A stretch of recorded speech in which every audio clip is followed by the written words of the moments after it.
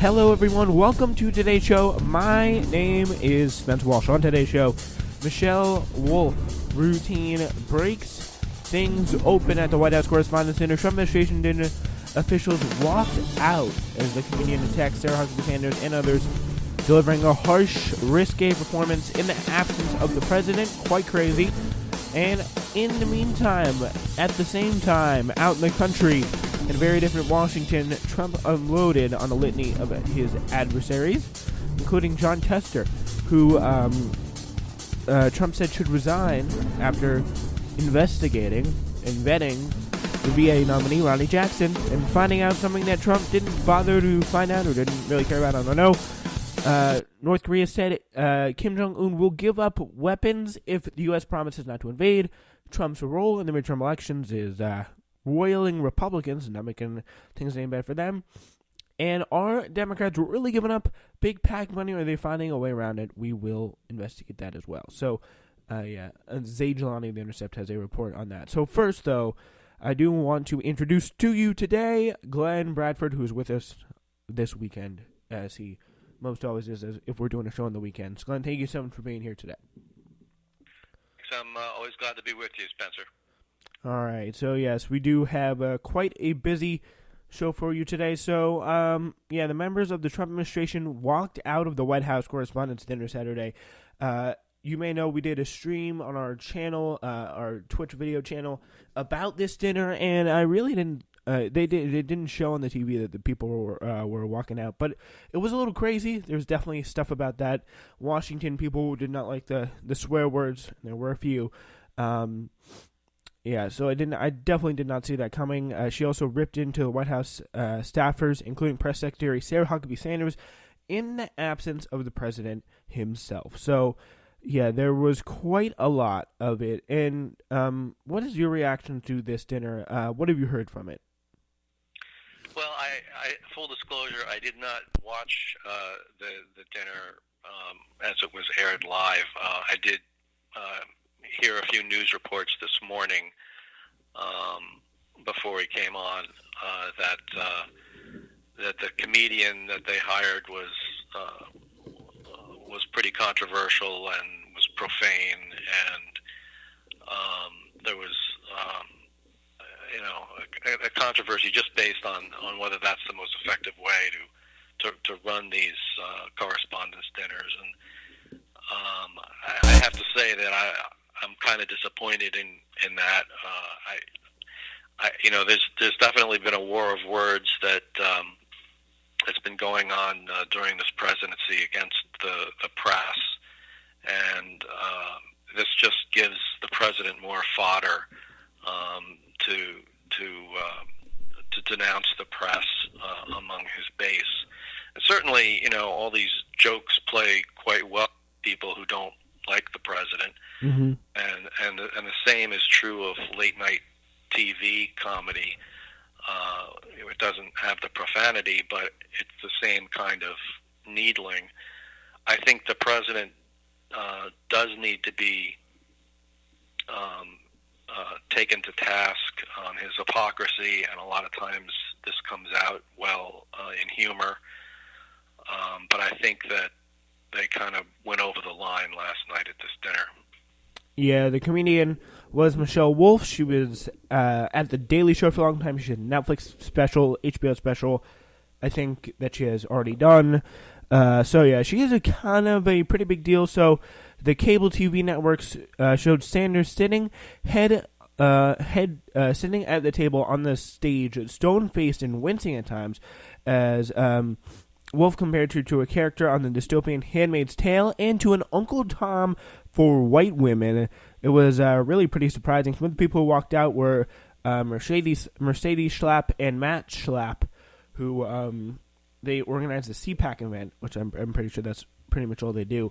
But so it was really quite amazing. So she said one of her jokes was, "I actually really like Sarah. I think she's very resourceful, but she burns facts, and maybe she uses that ash to create the perfect smoky eye."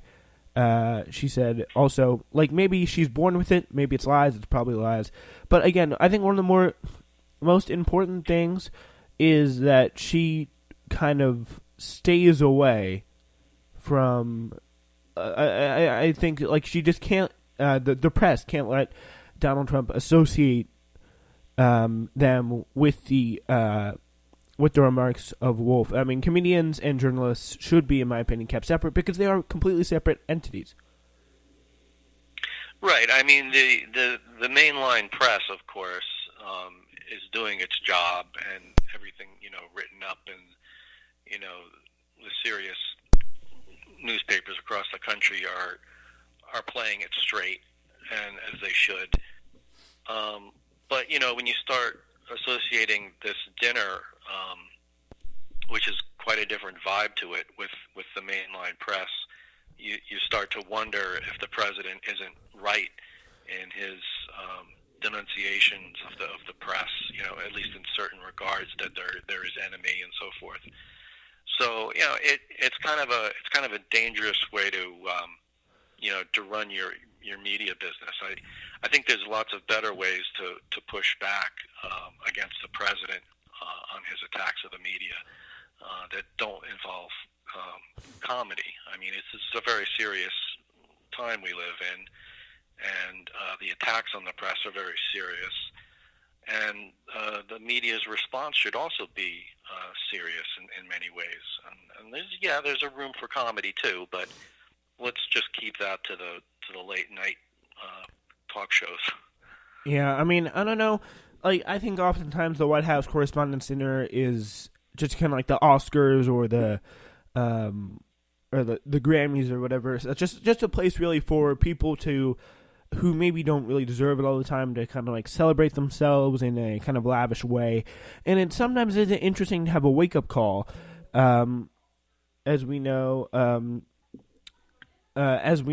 Sarah, one other thing she said, she opened the show by saying, "Good evening, here we are at the White House Correspondents' Dinner. Like a porn star says when she's about to have sex with Trump, let's get this over with." That was what she said to start the act, and it only got crazier from there pretty much. She also, it kind of also brought back memories of when Stephen Colbert's performance satirized the Bush administration back in 2006. And I think probably he did it in maybe more of an effective way, more focused on kind of the situations, the policy of what he did with the Iraq War. So, I mean, that maybe could have been a more effective way to do it. I think so. I mean, and there's humor, and then there's crude humor, and there's definitely a line that you can cross where things just stop being funny and kind of get disgusting, and you can see somebody who supports Trump looking at that and just really feeling disgusted by the way this country is going, and it's all this us versus them mentality that seems to be all over the place, and it's just it's not a good thing. Yeah, as you mentioned, some of the pro-Trump people did not like this. Wolf's others targets included Vice President Mike Pence, White House counselor Kellyanne Conway, and the president's personal lawyer Michael Cohen. But much of the room went silent with an abortion joke that wasn't well received. And after the Comedy Central comedian joked that she wished a tree would fall on Comedy Central comedian, fell on Kellyanne Conway, adding that she hoped that the White House aide wouldn't get hurt, but that she got sucked. I thought that she would get stuck. I thought that was a little weird. That probably was definitely too far. And I do remember there was like a strong abortion joke that I personally laughed at, but maybe then I gotta be honest, I forgot what it was, but I could see how it wouldn't be really well received in the room. But Mercedes Slap wrote on Twitter, "It's why America hates the out-of-touch leftist media elites." That's what she wrote on Twitter afterwards.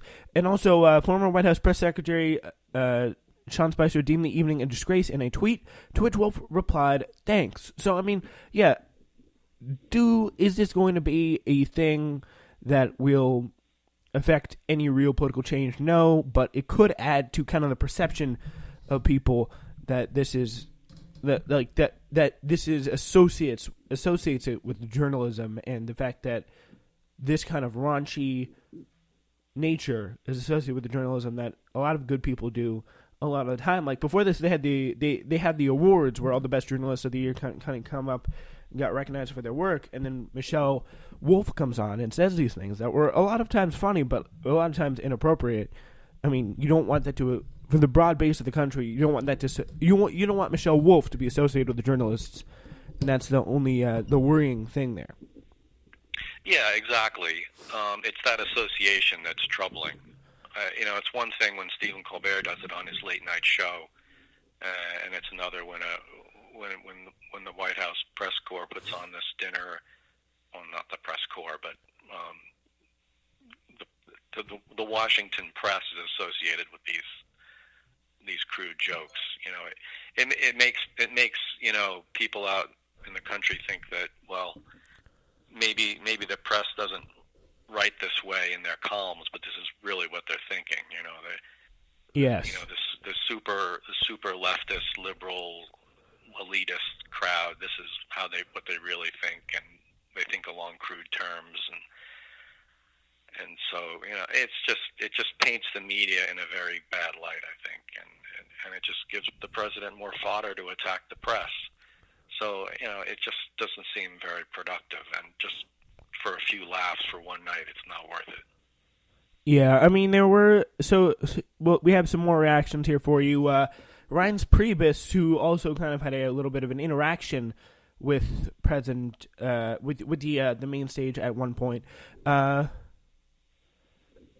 So he tweeted out afterwards, after the dinner ended, an r/X-rated spectacle that started poorly and ended up in the bottom of the canyon.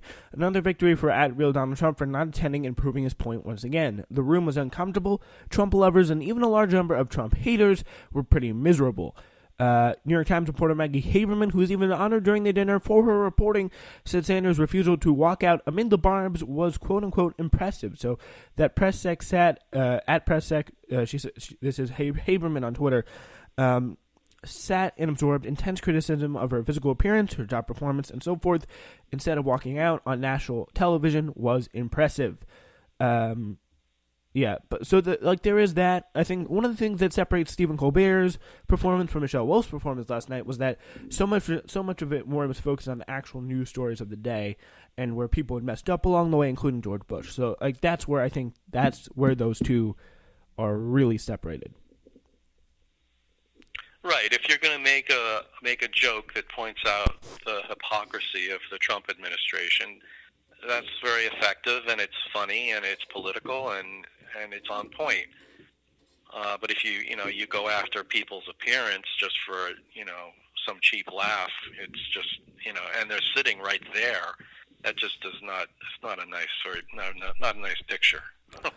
Yeah, on CNN, they had the introduction of Michelle Wolf as she is not a political comedian by training, and that proved to be true because some of the things she went was not really correct, but she did light into the media as well, which also kind of disproves in a way the media elite narrative that the right may try to push. She was just going after everyone in Washington, really. You guys are obsessed with Trump. Did you used to date him? Because pretend like you hate him, but I think you love him. I think that no one in this room wants to admit that Trump has helped all of you, which I think it's a pretty solid point there.